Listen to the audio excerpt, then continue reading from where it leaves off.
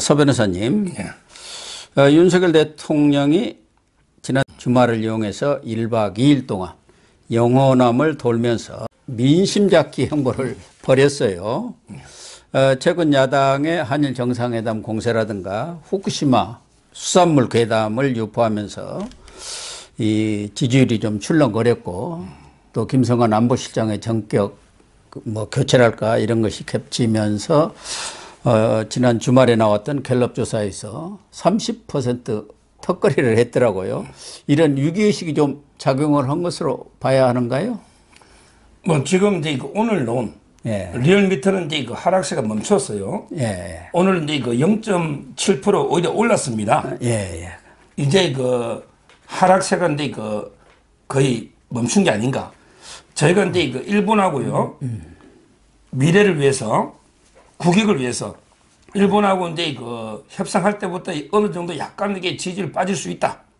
이거를 이제 알고, 그래도 이게 국가와 우리 국민 미래를 위해서 협상을 한 거거든요.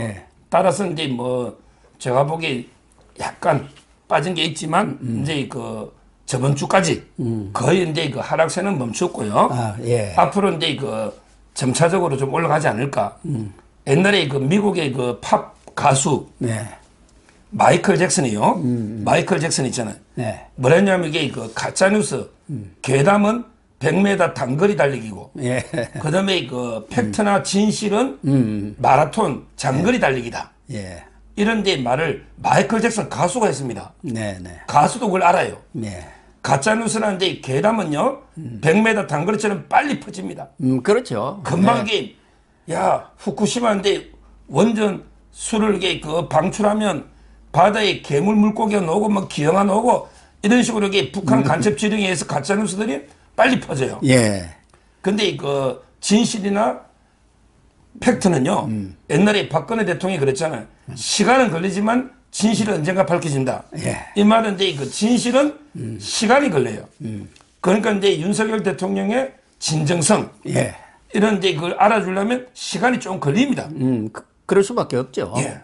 그래서 저는 지금 이게 몇 주 동안은 가짜뉴스 괴담이 판치했지만, 이제부터는 이제 진실의 시간이 다가온다. 앞으로 이게 조금씩 진심이 알려지면 지지율도 점차게 반등하지 않을까, 이렇게 예상이 돼요. 그러나 지금 30%대에 머무르고 있는 이 지지율로는 내년 총선에서 이기려면 적어도 윤석열 대통령, 사실상 내년 총선이라고 하지만 윤석열 대통령하고 이재명하고 싸움 아니겠습니까?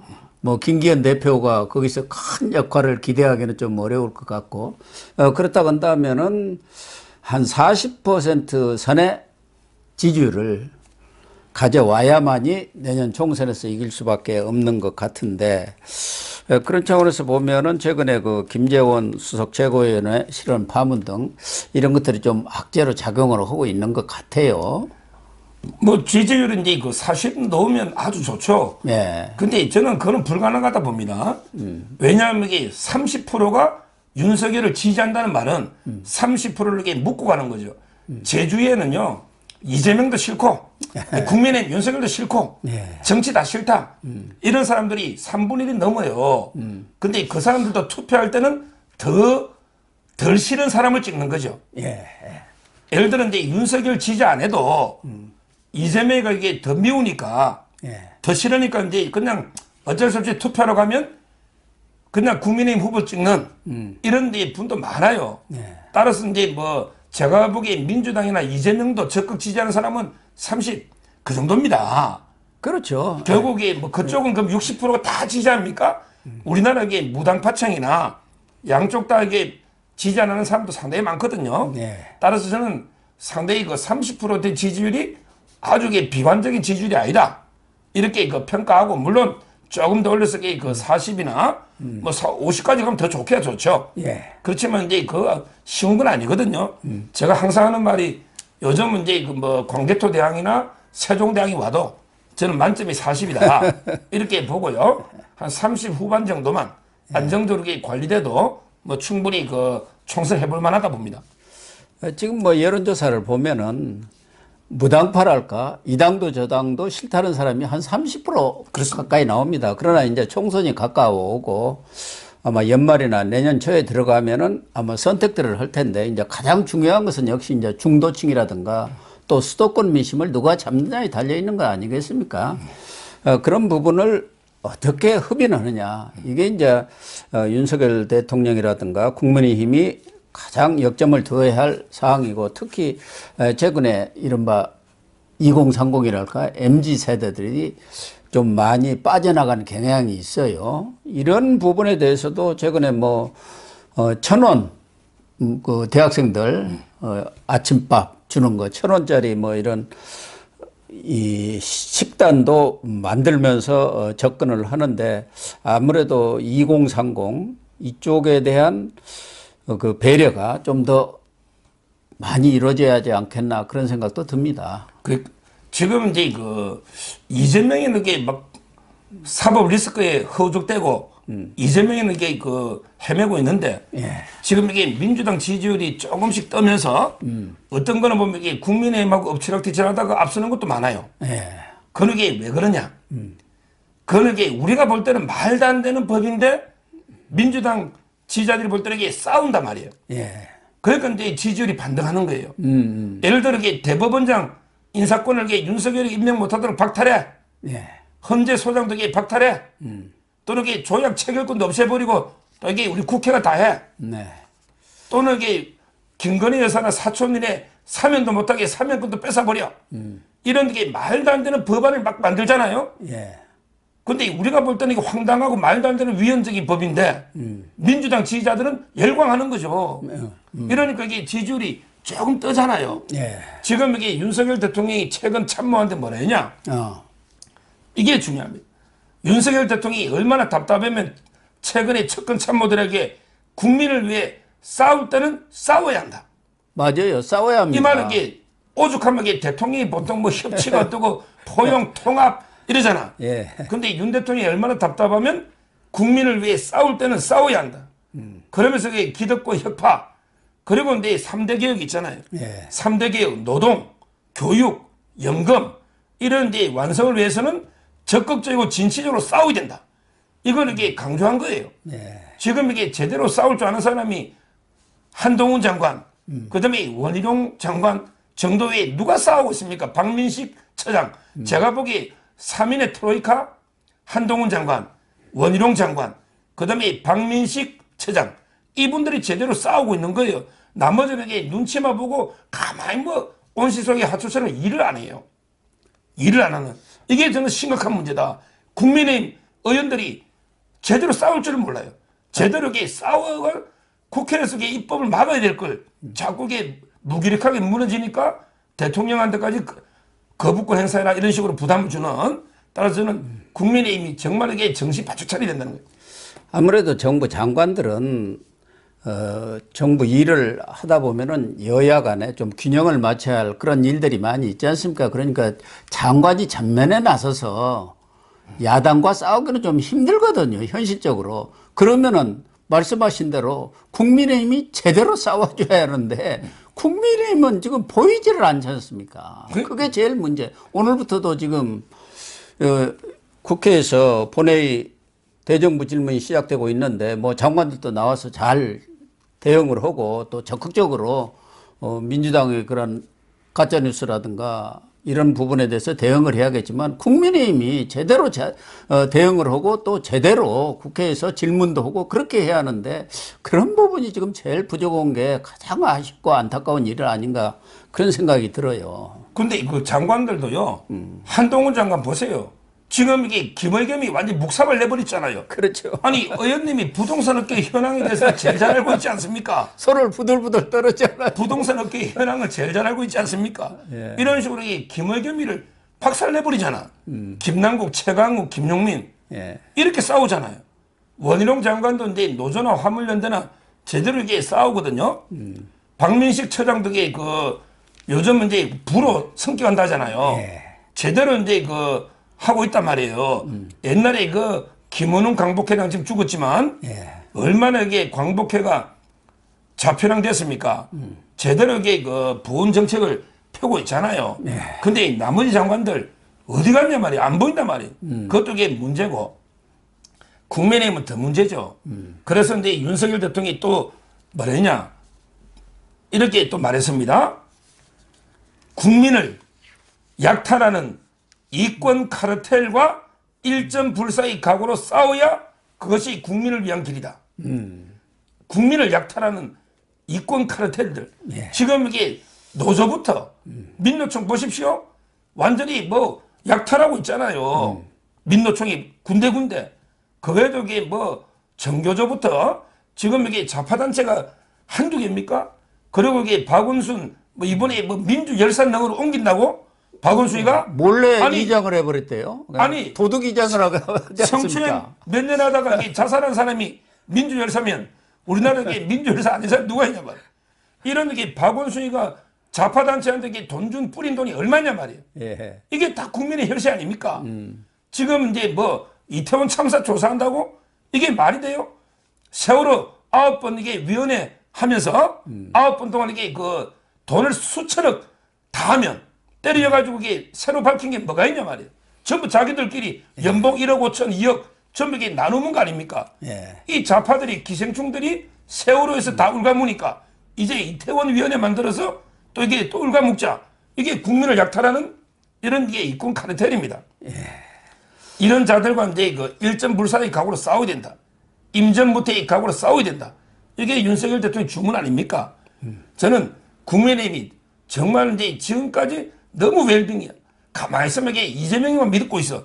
야, 이재명이가 이제 곧 구속되면 뭐 민주당 꼬꾸라지겠지. 그러면 이게 내가 공천만 받으면 뭐 나 다음에 배지 한번 더 닮아 되지. 이거밖에 없는 거예요.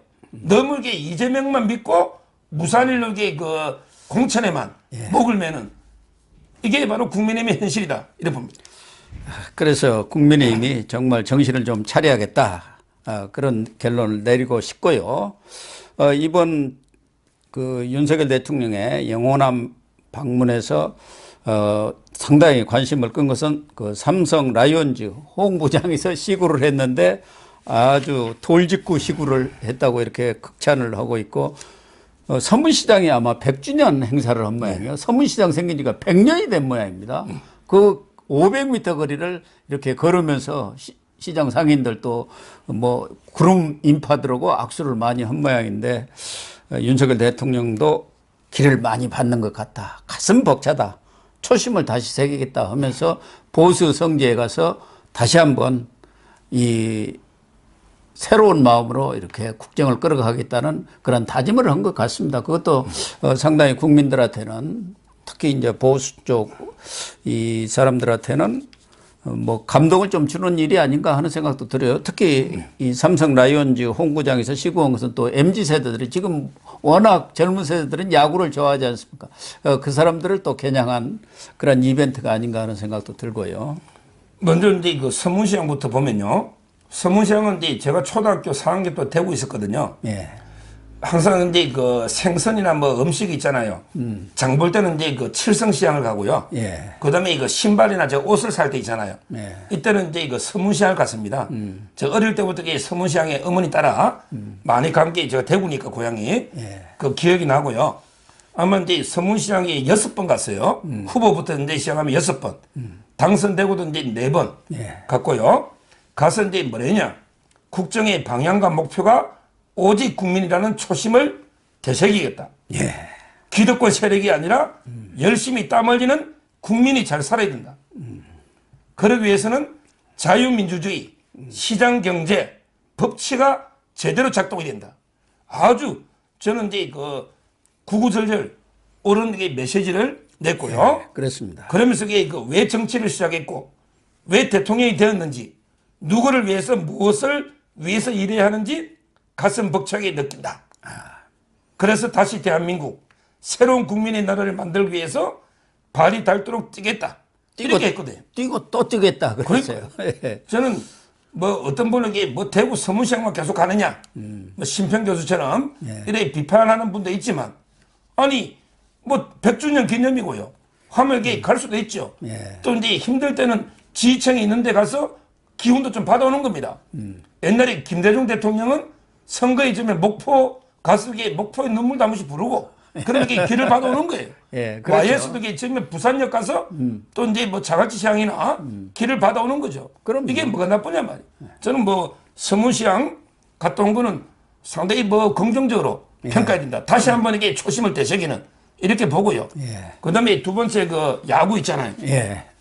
야구는 근데 이분이 대광 초등학교 다닐 때부터 한양대 야구부에 가서 막 공도 주고 예. 이러면서 야구 그랬다고 선수들하고도 친하게 지내고요. 예. 초등학교부터 야구 광이죠. 예.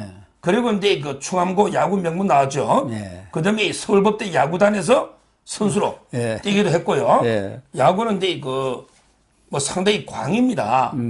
그러다 보니까 이제 본인은 물론 두산 베어스 팬이지만 예. 그래도 이제 서문시장 간 김에 대구서 이제 그 시구를 했고요. 예. 아마 이제 그 시구도 이제 그 상당히 스트라이크 존에 예. 뭐 이게 돌직구인지 제가 보기 변하고 같은데 이만 하여튼 그 스트라이크로 들어갔고 허구현 KBO 총재는 아주 역대급 돌직구라고 그렇게 평가를 했더라고요. 근데 특이한 게 김건희 여사도 같이 이제 그라운드에 있었잖아요. 예. 이건 상당히 이례적이고 제가 어제 그 채널A TV에 나가가지고요 제안을 했죠. 이제까지 우리 대통령들이 6분 이상 전부 이게 시구만 했다. 투수라는 게 뭐 광인하고 던지고 하니까 좋지만 진짜 대통령은 포수 역할이 필요하다. 왜냐하면 이게 포수가 그라운드를 총 지휘를 하고 예. 투수한테도 이게 어떤 공을 던지라 마라 지휘를 하고 그다음에 외야수랑 내야수 수비 위치를 정해주고 그리고 가장 이게 묵묵하게 구전일을 뒤에서 하는 국민의 요구를 받아주는 이게 포수다. 예. 그럼 이게 다음 한국 시리즈에 한번 윤석열 대통령이 가면 이번에는 이게 한번 포수 한번 포수 해봐라. 역할을. 대통령 국민의 대표를 하나 뽑아서 예. 예를 들어 이게 국민의 대표 뭐 누구 학생이든 예. 어린애들이 하나 뽑아가 공을 던지고 대통령이 그 공을 받아주는 이런 게 퍼포먼스도 필요하다. 이렇게 제가 방송에서 어제 제안한 적이 있습니다. 아주 좋은 제안인 것 같습니다. 한마디만 제가 여기 아까 투쟁 계속 이야기했잖아. 윤석열 대통령이 싸울 때 싸워야 된다. 예. 이거와 관련해서 제가 그 미국의 아이젠하워 대통령이 그 어록을 하나 적어왔거든요. 아, 그래요. 예. 아이젠하워 미국의 대통령이요. 1944년 6월 6일 날 노르망디 상륙작전을 성공시킨 장군입니다. 그렇죠. 노르망디 네, 상륙이 노르망. 역사상 최대의 군사작전입니다. 44년 6월 6일 노르망디. 이 아이젠하워 대통령이 뭐라 했냐. 개가 싸울 때 중요한 것은 몸집의 크기가 아니고 싸우겠다는 투지죠. 투지. 의지다. 예. 이게 아이젠하워 이야기예요.